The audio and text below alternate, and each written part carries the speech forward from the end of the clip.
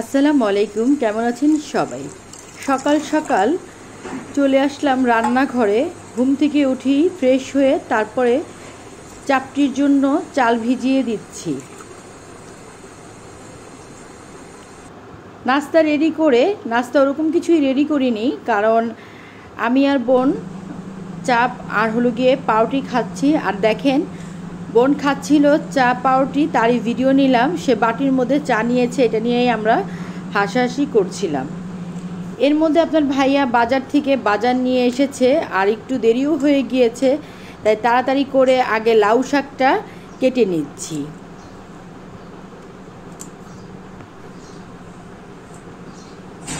লাউ শাক রান্না করব, আর কি রান্না করব সেগুলো আপনাদের দেখাবো। ডিমও চলে আসছে। চিংড়ি মাছগুলো ধুয়ে নিচ্ছি। চিংড়ি মাছগুলোকে লাউ দিয়ে রান্না করব।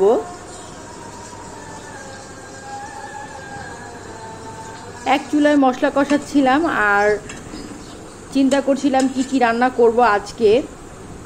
সকালে দেখেছেন চাপটির চাল ভিজিয়েছি, রাতে চাপটি আর মুরগি ভুনা। মশলা কষিয়ে ধুয়ে রাখা লাউ শাক দিয়ে দিচ্ছি। সবগুলো লাউ শাক নিইনি, অর্ধেক লাউ শাক নিয়েছি, কারণ শাকটা আমরা শুধু দুপুরেই খাই, রাতে আমরা কখনোই শাক খাই না।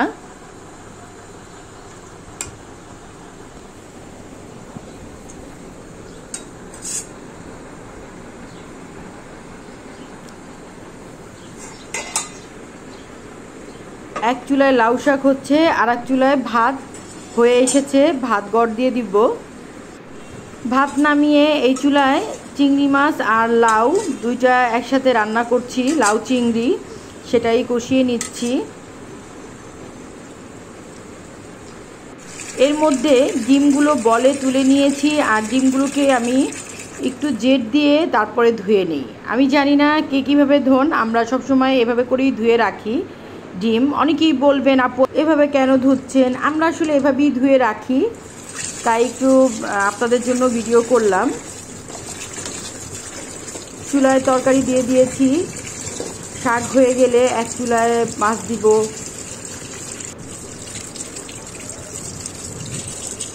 ডিম ধুতে ধুতে আমি কিন্তু ফাঁকে ফাঁকে তরকারিগুলো দেখছি, আর শাক হয়ে গিয়েছিল, আমি মাছের তরকারি বসিয়ে দিয়েছি।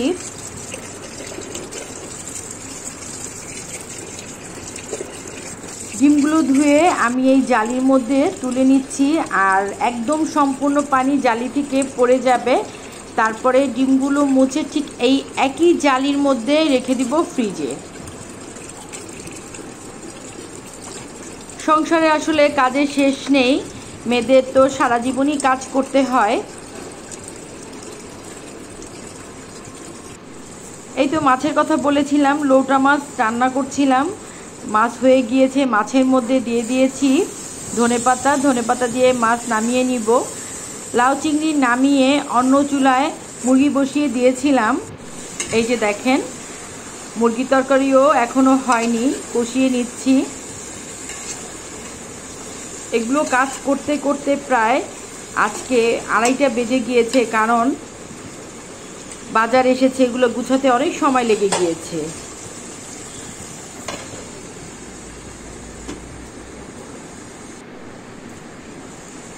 মুরগির তরকারিও হয়ে এসেছে। তরকারি নামিয়ে আমি যাব গোসল করতে। গোসল করে নামাজ পড়ে তারপরে খাবার খাবো।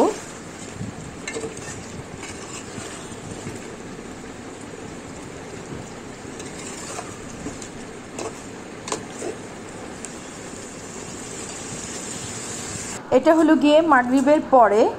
আমি সকালে যে চাল ভিজিয়েছিলাম চাপটির জন্য, সেই চালটা ব্লেন্ড করে নিচ্ছি।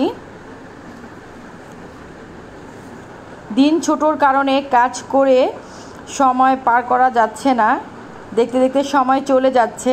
আর রাতে মাঝে মাঝে চাপটি, পরোটা, রুটি আমি একটু চেঞ্জ করে করে দেই।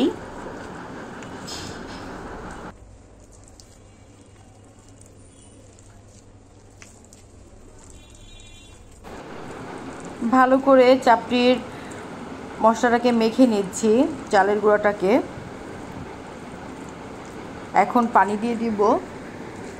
এর মধ্যে আপনার ভাইয়াকে জিজ্ঞেস করলাম তুমি কি এখন চাপড়ি খাবা না আরও রাতে খাবা, তো সে বললো না এখনই খাবো।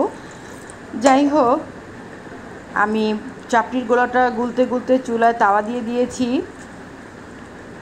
আর এগুলো খাবার কিন্তু খুব ভালো লাগে খেতে।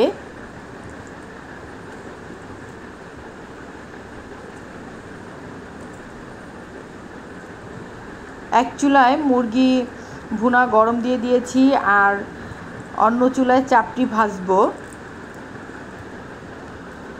অলরেডি একটা দিয়ে দিয়েছি টেস্টের জন্য। কেমন লাগলো আজকের ব্লগ আমাকে অবশ্যই কমেন্ট সেকশনে জানাবেন। যারা এখন পর্যন্ত আমার চ্যানেলটি সাবস্ক্রাইব করেননি তারা অবশ্যই সাবস্ক্রাইব করবেন, বেশি বেশি করে ফ্যামিলি ফ্রেন্ডদের সাথে শেয়ার করবেন। আল্লাহ হাফিজ।